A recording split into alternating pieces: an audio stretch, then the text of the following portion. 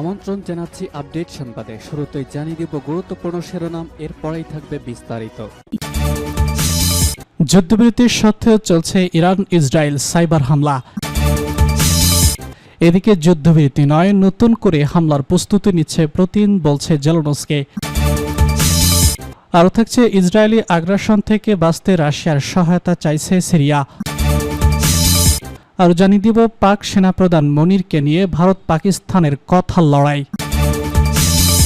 সর্বশেষে জানিয়ে দিব বেলুচিস্তান লিবারেশন আর্মিকে সন্ত্রাসী সংগঠন ঘোষণা করল যুক্তরাষ্ট্র।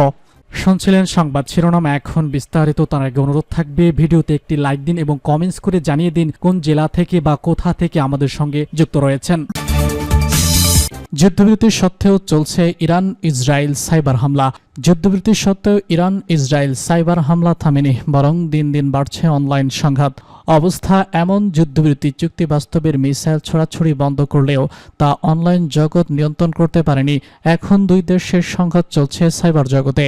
ইসরায়েলি কর্মকর্তা এবং সাইবার নিরাপত্তা বিশ্লেষকদের উদ্ধৃতি দিয়ে ফিনান্সিয়াল টাইমস জানিয়েছে, জুনের সংক্ষিপ্ত যুদ্ধবিরতির পর থেকে ইসরায়েল এবং ইরানের মধ্যে সাইবার হামলা তীব্রতর হয়েছে। যুদ্ধবিরতির সত্ত্বেও পাল্টাপাল্টি হামলা থামেনি। যুদ্ধ শুরু হওয়ার পর থেকে এটি উত্তপ্ত হয়ে উঠেছে এবং এখনও চলছে। একজন ইসরায়েলি কর্মকর্তা গণমাধ্যমকে এই তথ্য জানিয়েছেন। ইসরায়েলি সাইবার থ্রেট গোয়েন্দা সংস্থা প্রধান নির্বাহী পরিচালকের মতে 24 জনের যুদ্ধবিরতির পর থেকে ইরান জোটবদ্ধ গোষ্ঠীগুলো সম্প্রতি চিহ্নিত মাইক্রোসফট সার্ভার নেটওয়ার্ক দুর্বল করাকে কাজে লাগিয়ে ইসরায়েলি সংস্থাগুলোকে আক্রমণ করার চেষ্টা করছে। এই প্রতিবেদনের আগে গত মাসে ইন্টারন্যাশনাল জানিয়েছে 12 দিনের যুদ্ধের সমাপ্তির পর ক্ষেপণাস্ত্র ছোড়াছুড়ি বন্ধ হয়ে গেলেও ইরানের সাইবার যুদ্ধ প্রদমে অব্যাহত রয়েছে। নতুন প্রতিবেদন সেটারই সত্যতা জোরালো করে। দোলাব আরও বলেছেন, যদিও ভূ জগতে যুদ্ধবিরতি রয়েছে, সাইবার অঙ্গনে আক্রমণ থামেনি। সাইবার নিরাপত্তা সংস্থা চেক পয়েন্ট জানিয়েছে, কূটনীতিক এবং প্রধানমন্ত্রীর কার্যালয় থেকে আসা বর্ষা ফিলিং বার্তাগুলোও বেড়েছে। জুনের সংঘাতের সময় ইসরায়েল সংশ্লিষ্ট হ্যাকাররা ইরানে বড় ধরনের হামলা চালিয়েছিল। যুদ্ধবিরতি নয়, নতুন করে হামলার প্রস্তুতি নিচ্ছে পুতিন, বলছে জেলেনস্কি। যুদ্ধবিরতির প্রস্তুতি নয়, বরং ইউক্রেনের নতুন করে হামলা চালানোর জন্য সেনাবাহিনী প্রস্তুত করছেন ভ্লাদিমির পুতিন, বললেন ইউক্রেনের প্রেসিডেন্ট ভলোদিমির জেলেনস্কি। গতকাল রাতে সামাজিক যোগাযোগ মাধ্যমে একটি ভিডিও বার্তায় জেলেনস্কি এসব কথা বলেন। কাতার ভিত্তিক গণমাধ্যম আল জাজিরার এ বিষয়ক একটি প্রতিবেদন প্রকাশ করেছে। প্রতিবেদনে বলা হয়, 15 আগস্ট আলাস্কায় মার্কিন প্রেসিডেন্ট ডোনাল্ড ট্রাম্পের সঙ্গে শান্তি আলোচনায় যোগ দেওয়ার কথা রয়েছে রুশ প্রেসিডেন্ট ভ্লাদিমির পুতিনের। ইউক্রেনি গোয়েন্দা এবং সামরিক কমান্ডারদের প্রতিবেদন অনুযায়ী আগামী শুক্রবার ট্রাম্পের সঙ্গে তার বৈঠককে নিজেদের ব্যক্তিগত বিজয় হিসেবে উপস্থাপন করে আগের মতোই পুতিন যুদ্ধ চালিয়ে যাবেন বলে মন্তব্য করেছে জেলেনস্কি। জেলেনস্কি বলেছেন, পুতিন নিশ্চিতভাবেই কোনো যুদ্ধবিরতি বা যুদ্ধের অবসানের প্রস্তুতি নিচ্ছেন না। জেলেনস্কি আরও বলেছেন, রাশিয়ার পক্ষ থেকে এখনও পর্যন্ত যুদ্ধ পরবর্তী পরিস্থিতির জন্য প্রস্তুতি নেওয়ায় কোনো সংঘাত পাওয়া যায়নি, বরং তারা তাদের সেনা এবং সেনাবাহিনীকে এমনভাবে পুনর্বাস করছে যা নতুন হামলার প্রস্তুতির ইঙ্গিত দেয়। কেউ যদি শান্তির প্রস্তুতি নেয়, তবে তিনি যা করছেন তা কথায় নয়। ইউক্রেনের দক্ষিণ সীমান্তের সামরিক মুখপাত্র রয়টার্সকে বলেছেন, আরও হামলা চালানোর জন্য ঝাপরিঝিয়া অঞ্চলে কিছু সামরিক ইউনিট সরিয়ে নিচ্ছে রাশিয়া। মার্কিন প্রেসিডেন্ট ডোনাল্ড ট্রাম্প বলেছেন, যুদ্ধের অবসান করতে ইউক্রেনকে কিছু অঞ্চল ছেড়ে দিতে হবে, তবে ইউক্রেন এই প্রস্তাব পুরোপুরি প্রত্যাখ্যান করেছে। জেলেনস্কি বলেছেন, রাশিয়াকে কোনো ছাড় দিলে তারা যুদ্ধ বন্ধ করবে না। তিনি সামাজিক যোগাযোগ মাধ্যম এক্সে এক পোস্টে লিখেছেন, রাশিয়ার হত্যাকাণ্ড বন্ধ করতে অস্বীকার করছে, তাই তাদের কোনো সুবিধা দেওয়া উচিত নয়। এদিকে যুক্তরাজ্যের প্রধানমন্ত্রী কিয়ার স্টারমার কানাডার প্রধানমন্ত্রী মার্ক কার্নি গতকাল বলেছেন, শান্তি চুক্তিতে কিয়েভের সম্মানিত থাকা প্রয়োজন, তাদের উপর শান্তি চুক্তি চাপিয়ে দেওয়া যাবে না।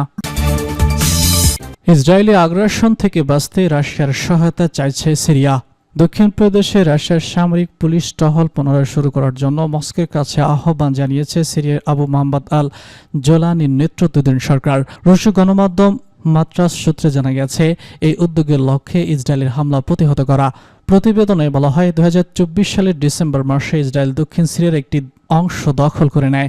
দামেস্কের মতে রুশ বাহিনীর উপস্থিতি ইসরায়েলের সামরিক অভিযানের তীব্রতা কমাবে। এরই মধ্যে সিরিয়ার পূর্ব অঞ্চলের আল কামিশলি এলাকায় রুশ টহল ফের চালু হওয়ার বিষয়টি নিশ্চিত করেছে সংশ্লিষ্ট সূত্র। পাক সেনাপ্রধান মনিরকে নিয়ে ভারত পাকিস্তানের কথার লড়াই। যুক্তরাষ্ট্র সফররত পাক সেনাপ্রধান আসিম মুনিরের বক্তব্য নিয়ে প্রবল বিতর্ক, জবাব দিল ভারত। প্রতিক্রিয়া জানিয়েছে পাকিস্তানও। জম্মু কাশ্মীরের পেহেলগামে জঙ্গি হামলা এবং তার জেরে ভারত এবং পাকিস্তানের মধ্যে সংঘাতের পর 2 মাসে দ্বিতীয়বার যুক্তরাষ্ট্র সফর গেছেন পাকিস্তানের সেনাপ্রধান ফিল্ড মার্শাল আসিম মুনির।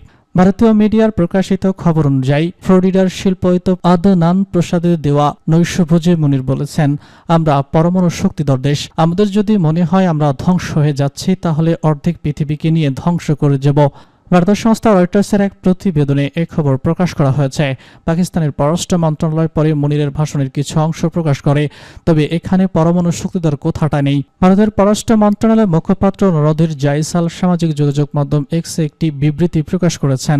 সেখানে বলা হয়েছে, যুক্তরাষ্ট্র সফররত পাকিস্তানের সেনাপ্রধান আসিম মুনিরের একটি বিবৃতি দেখিয়েছে, পরমাণু শক্তি নিয়ে হইচই করাই ছিল পাকিস্তানের তালিকার শক্তি। পাকিস্তানের সেনাপ্রধানের দায়িত্বহীন বক্তব্য নিয়ে আন্তর্জাতিক সম্প্রদায় নিজেদের সিদ্ধান্ত আসতে পারে, কিন্তু একটি দেশের পারমাণবিক কমান্ডো এবং কন্ট্রোল নিয়ে যে সংশয় ছিল তা আরও জোরালো হচ্ছে এবং এই দেশের সেনা সন্ত্রাসীদের সঙ্গে হাত মিলিয়ে চলে। বিবৃতিতে বলা হয়েছে, আরও দুঃখজনক বিষয় হলো বন্ধু দ্বিতীয় দেশের মাটিতে দাঁড়িয়ে মুনির একথা বলেছেন।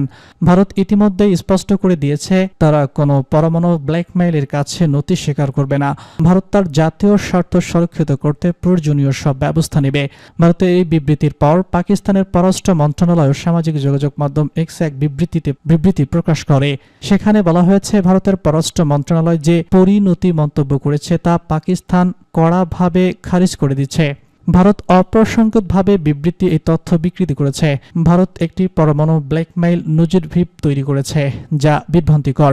ভারত ভিত্তিহীন এবং অযৌক্তিক অভিযান করছে। বিবৃতিতে বলা হয়েছে, পাকিস্তান দায়িত্বশীল পরমাণু শক্তিধর দেশ এবং তাদের পরমাণু কমান্ডো এবং কন্ট্রোল অসামরিক সরকারের কাছে আছে। তারা এ বিষয়ে সবসময় শৃঙ্খলা এবং সংযম দেখিয়েছে। বিবৃতিতে আরও বলা হয়েছে, পাকিস্তান সন্ত্রাস বিরোধী যে পদক্ষেপ নিয়েছে গোটা বিশ্ব তা স্বীকার করেছে। আমাদের নিরাপত্তা বাহিনী সন্ত্রাসবাদীদের বিরুদ্ধে অত্যন্ত লড়াই করছে। বেলুচিস্তান লিবারেশন আর্মিকে সন্ত্রাসী সংগঠন ঘোষণা করল যুক্তরাষ্ট্র। পাকিস্তানের দক্ষিণ পশ্চিমাঞ্চলীয় রাজ্য বেলুচিস্তানের স্বাধীনতাকামী রাজনৈতিক গোষ্ঠী বেলুচিস্তান লিবারেশন আর্মি এবং গোষ্ঠীটির সামরিক শাখা মাজিদ ব্রিগেডকে সন্ত্রাসী গোষ্ঠীর তকমা দিয়েছে যুক্তরাষ্ট্র। সোমবার এক বিবৃতিতে তথ্য জানিয়েছে দেশটির পররাষ্ট্র মন্ত্রণালয়।